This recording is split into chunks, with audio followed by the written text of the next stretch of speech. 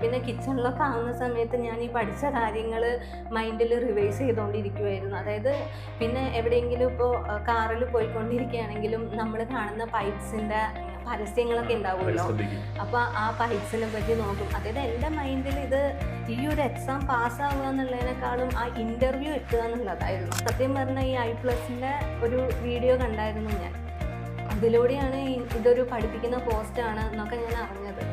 അങ്ങനെ അതിന് വേണ്ടിയിട്ട് ട്രൈ ചെയ്തുകൊണ്ടിരിക്കുക ഞാൻ ചെയ്തത്. I+ലെ ക്ലാസ്സിൽ ആ പോർഷൻസ് ഒക്കെ കവർ ചെയ്തായിരുന്നു. അപ്പോൾ ഒരു 5-6 ബുക്ക് ഞാൻ നോട്ട്ബുക്ക് തന്നെ ഒരു ഇതിന് വേണ്ടി എടുത്തു. എന്നിട്ട് എഴുതിയെടുക്കുമായിരുന്നു I+ൻ്റെ നോട്ട്സ്. അതുപോലെ എല്ലാ ക്ലാസ്സസും ഞാൻ കാണുമായിരുന്നു.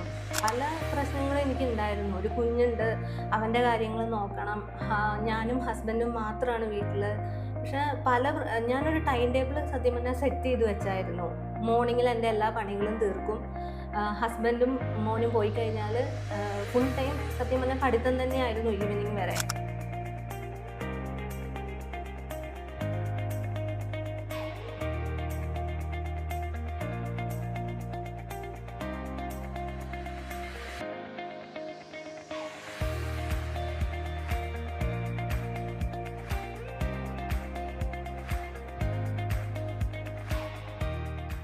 ഹായ്, ഇന്ന് നമ്മളോടൊപ്പം ഉള്ളത് ജൂനിയർ ഇൻസ്ട്രക്ടർ പ്ലംബർ പരീക്ഷയിൽ 7ാം റാങ്ക് നേടിയ പ്രിയപ്പെട്ട അഞ്ജു രമേശ് ആണ്. അഞ്ജു രമേശ് I+ൻ്റെ സ്റ്റുഡൻ്റ് ആയിരുന്നു. അപ്പോൾ ഉയർന്ന മാർക്ക് നേടി 7ാം റാങ്ക് നേടിയ അഞ്ജു രമേശിൻ്റെ പഠന സ്ട്രാറ്റജികൾ എന്തൊക്കെയായിരുന്നു, എങ്ങനെയാണ് ഒരു PSC പരീക്ഷയിൽ ഉയർന്ന റാങ്ക് നേടാൻ സാധിക്കുന്നത് തുടങ്ങിയ കാര്യങ്ങളൊക്കെയാണ് അഞ്ജു ഇന്ന് നമ്മളോട് സംസാരിക്കുന്നത്. സ്വാഗതം. അപ്പോൾ ആദ്യമായിട്ട് അഞ്ജുവിനെ നമ്മുടെ പ്രേക്ഷകർക്ക് വേണ്ടിയിട്ട് ഒന്ന് സ്വന്തമായിട്ടൊന്ന് പരിചയപ്പെടുത്താമോ? എന്താണ് സ്ഥലം, അതുപോലെ തന്നെ നമ്മുടെ ഒരു വിദ്യാഭ്യാസ യോഗ്യത തുടങ്ങിയ കാര്യങ്ങളൊക്കെ ഒന്ന് പറയാമോ? ഞാൻ വരുന്നത് എറണാകുളം എന്ന് പറഞ്ഞ സ്ഥലത്തു നിന്നാണ്, കാക്കനാട്. പിന്നെ ഞാൻ പഠിച്ചത് BTech ആണ്, മെക്കാനിക്കൽ എഞ്ചിനീയറിങ്ങിൽ. അതുപോലെ MTech ചെയ്തിട്ടുണ്ട്, മാനുഫാക്ചറിങ് എഞ്ചിനീയറിങ്ങിൽ. ഓക്കെ.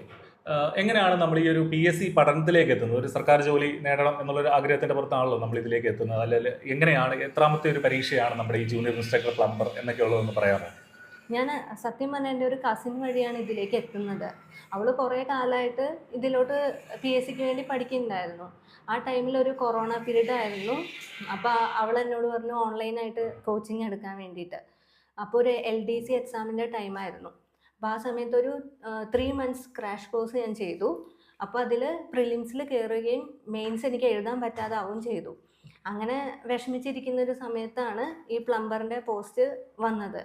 അപ്പോൾ സത്യം പറഞ്ഞാൽ ഈ I+ൻ്റെ ഒരു വീഡിയോ കണ്ടായിരുന്നു ഞാൻ.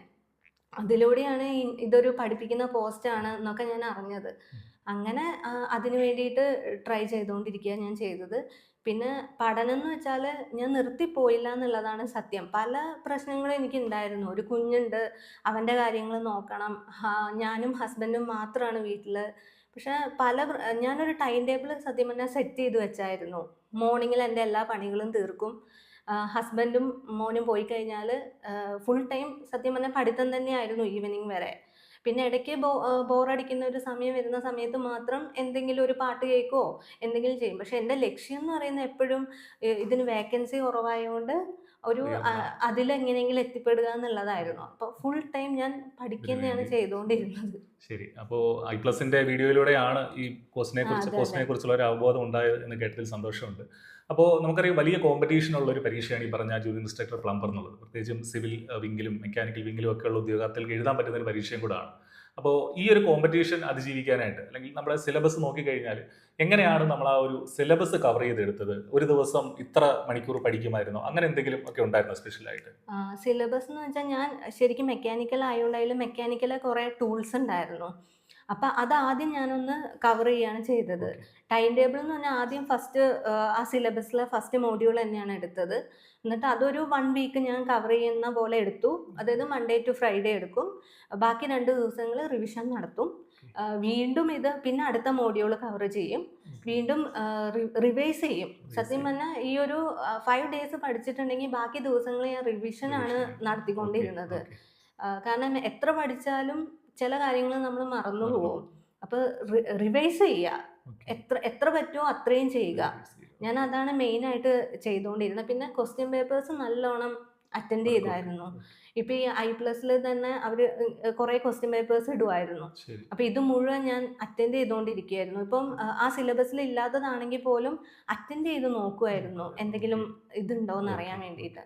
അപ്പൊ തന്നെ നമുക്ക് കുറച്ചൊരു കോൺഫിഡൻസ് കിട്ടും ശരി. അറ്റൻഡ് ചെയ്തുകൊണ്ടിരിക്കുമ്പോൾ. പിന്നെ അറിയാത്ത ഈ പ്ലംബിംഗ് എന്നൊക്കെ പറയുന്നത് അറിയാത്തൊരു മേഖല തന്നെയായിരുന്നു എനിക്ക്. പക്ഷെ കുറേ വീഡിയോസ് കണ്ടിട്ടും ഗൂഗിളിൽ കുറേ സെർച്ച് ചെയ്തിട്ടും പിന്നെ ബുക്സ് വെച്ചിട്ടും ഒക്കെ തന്നെയാണ് ഇതിലേക്ക് നല്ലോണം പഠിച്ചെത്തിയത്. പക്ഷെ എന്തൊക്കെ പറഞ്ഞാലും നമ്മൾ ടൈം ടേബിൾ ഉണ്ടാക്കുക എന്നുള്ളതാണ്. ഇപ്പോൾ വർക്ക് ചെയ്യുന്ന ആൾക്കാരാണെങ്കിലും ഇത് എന്നെ പോലെയുള്ള ഹൗസ് വൈഫൊക്കെ ആണെങ്കിലും നമ്മൾ കോൺസെൻട്രേറ്റ് ആയിട്ട് ഒരു ടൈം ടേബിളിൽ മുന്നോട്ട് പോവുക. ഞാനാണെങ്കിൽ ഒരു 7 hours എന്തായാലും ഇതിനു വേണ്ടി ചെലവാക്കിയിട്ടുണ്ട്.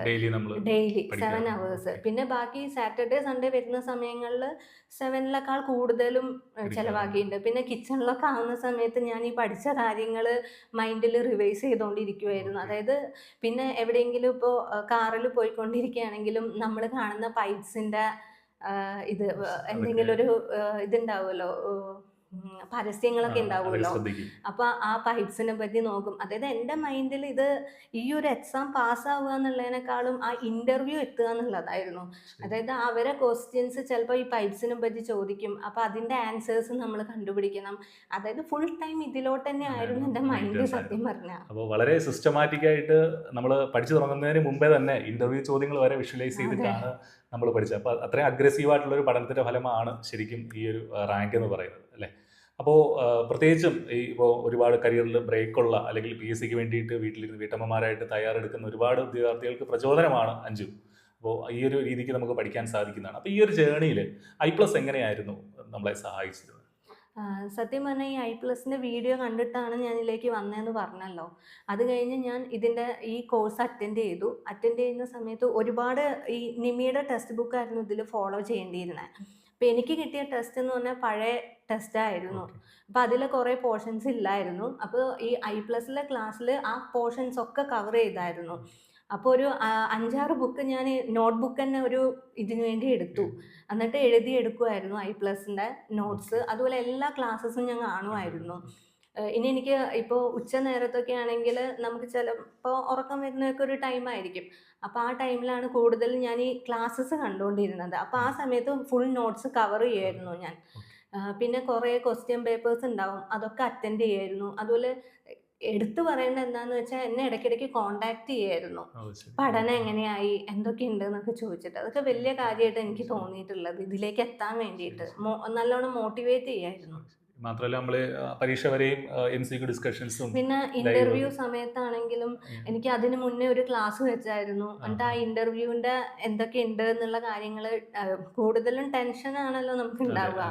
അപ്പൊ ടെൻസ്ഡ് ആവരുത്, എങ്ങനെയാണ് അത് അറ്റൻഡ് ചെയ്യേണ്ടത്, എന്തൊക്കെ ക്വസ്റ്റ്യൻസ് വരും, അതൊക്കെ പറഞ്ഞു തന്നായിരുന്നു. അപ്പൊ അങ്ങനെ എനിക്ക് ആ ഒരു ഇതും കൂടെ സത്യം പറഞ്ഞാൽ അതൊന്നും അങ്ങനെയൊക്കെ കിട്ടുമോയെന്ന് എനിക്ക് അറിയാൻ പാടില്ല വേറെ എവിടെയെങ്കിലും. അപ്പം അതും കൂടി കണ്ടപ്പോൾ ഞാൻ കൂടുതലും സത്യം പറഞ്ഞാൽ ഇതിൽ ചേർന്നത് ഭയങ്കര നന്നായി എന്ന് എനിക്ക് തോന്നി. കാരണം അന്നത്തെ ആ ക്ലാസ് കുറച്ചും കൂടെ എൻ്റെ ഒരു ടെൻഷൻ മാറി. ട്രെയിനിങ്ങിന്റെ ഒരുപാട് ഇൻസൈറ്റ്സ് പകർന്നു തന്ന ഒരു ഇന്റർവ്യൂ ആണ്. അപ്പോൾ പ്രത്യേകിച്ചും ഇതിനുവേണ്ടി പ്രത്യേകിച്ച് ടെക്നിക്കൽ PSC പരീക്ഷകൾക്കായിട്ട് പരിശ്രമിക്കുന്ന ലക്ഷക്കണക്കിന് ഉദ്യോഗാർത്ഥികൾ കേരളത്തിലുണ്ട്. അപ്പോൾ ഒരു വലിയ കോമ്പറ്റീറ്റീവായിട്ടുള്ള ഒരു എക്സാം എഴുതി 7ാം റാങ്ക് നേടിയ ആൾ എന്നുള്ള നിലയിൽ നമ്മുടെ ഇനി ഉള്ള പഠിക്കുന്ന ഉദ്യോഗാർത്ഥികളോട് സംസാരിക്കാനുള്ളത്, അവരോട് പറയാനുള്ളത് എന്താണെന്ന് പറയാം.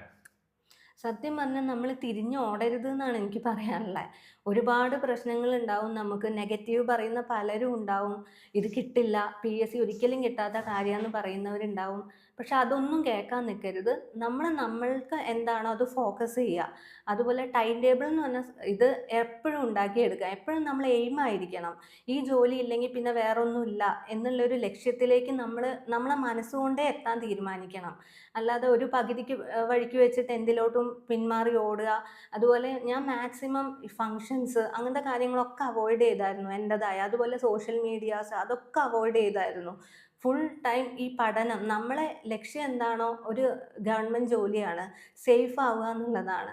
അപ്പോൾ അതിലേക്ക് എത്താൻ വേണ്ടിയിട്ട് എന്തൊക്കെ നമുക്ക് ചെയ്യാൻ പറ്റുമോ അതൊക്കെ ചെയ്യാം. മാക്സിമം ഡെഡിക്കേറ്റഡ് ആയിരിക്കുക, പുറകോട്ട് തിരിഞ്ഞ് ഓടാതിരിക്കുക. ഞാൻ ഈ ഒരു ജേണിയിൽ സത്യം പറഞ്ഞാൽ പുറകോട്ട് തിരിഞ്ഞോടാൻ പല സന്ദർഭങ്ങൾ എനിക്ക് വന്നിട്ടും തിരിഞ്ഞോടാതെ മുന്നോട്ട് തന്നെ ഈ 2 ഇയർ പോയിക്കൊണ്ടിരിക്കുകയായിരുന്നു ചെയ്തത്.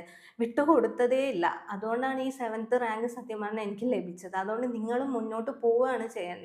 തിരിഞ്ഞോടരുത്. ആര് പറയുന്ന നെഗറ്റീവ്സും കേൾക്കാൻ നിൽക്കരുത്. PSC കിട്ടും, പഠിക്കുന്നവർക്കുള്ളതാണ് PSC. വെറുതെ പറയാൻ കിട്ടില്ല എന്ന്, പഠിക്കുന്നവർക്കുള്ളതാണ് PSC. തീർച്ചയായിട്ടും വലിയ സന്തോഷം. ഒരു കാര്യം കൂടെ പറയാൻ വിട്ടുപോയി, നമ്മുടെ ഈ പ്ലംബർ പരീക്ഷയിൽ ഒരു നെഗറ്റീവ് മാർക്ക് പോലും വന്നിരുന്നില്ല അല്ലേ? ഇല്ല, ഒരു നെഗറ്റീവ് മാർക്കും വന്നിരുന്നില്ല. 95 ചോദ്യങ്ങൾ ശരിയാക്കി, 5 ചോദ്യങ്ങൾ ഈ പറഞ്ഞ പോലെ എഴുതിയില്ല, നെഗറ്റീവ് ഇല്ലായിരുന്നു. പക്ഷേ അതിൽ കുറച്ച് PSC കുറച്ച് ചോദ്യങ്ങൾ ക്യാൻസൽ ചെയ്തു. അങ്ങനെയാണ് ഈ മാർക്കിലേക്ക് എത്തിയത്. എന്താണെങ്കിലും I+ൽ എത്തിയതിനും ഇത്രയും കാര്യങ്ങൾ ഷെയർ ചെയ്തതിനും നന്ദി. ഒരിക്കൽ കൂടി വിദ്യാർത്ഥികളുടെ പേരിലും I+ ഫാമിലിയുടെ പേരിലുമുള്ള അഭിനന്ദനങ്ങൾ ഒരിക്കൽ കൂടി നേരുന്നു. Thank you.